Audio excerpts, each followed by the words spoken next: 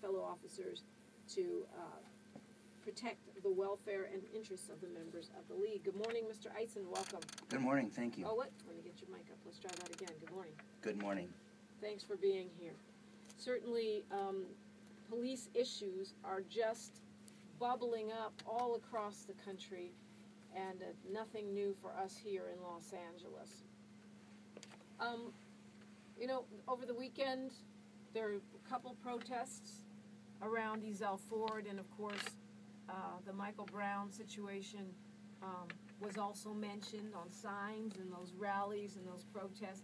People equate the treatment of particularly young black men by police as an issue that rings true in communities all across the country. I want to start here.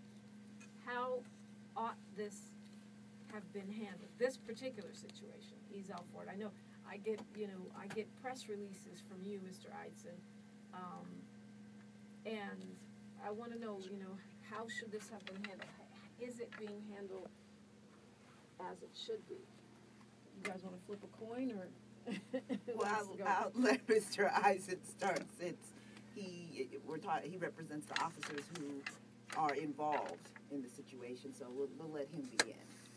Okay, I'll say that how it should be handled is that we should continue to the investigation to determine what the facts are surrounding all the circumstances. I assume when you say how it should be handled, we're talking about after the incident. Yeah, because we'll get into the incident itself, but yeah, because, that's really what sparks the protest. Nobody wants anyone to be killed, but many times I think what takes people out into the streets is the way these things are dealt with,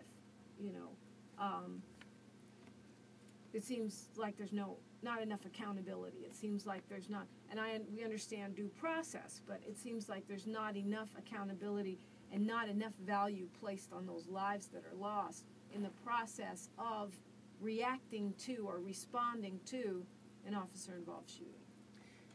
Well, it's interesting you say that. Before I was elected to the Los Angeles Police Protective League, I investigated officer-involved shootings. That was my assignment for the 4 years prior to my current presidency. So I know how much effort we put into investigating officer-involved shootings. I also know the degree and how much time it takes to get those investigations done. And there are also laws and rules against releasing information too soon and some personnel records.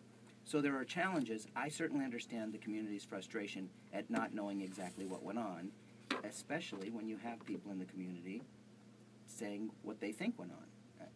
Well, yeah, in some cases, eyewitnesses. Okay, and very possibly eyewitnesses, but eyewitnesses aren't the only evidence that's available, and sometimes eyewitness testimony, as I'm sure Nana's going to attest to, isn't accurate.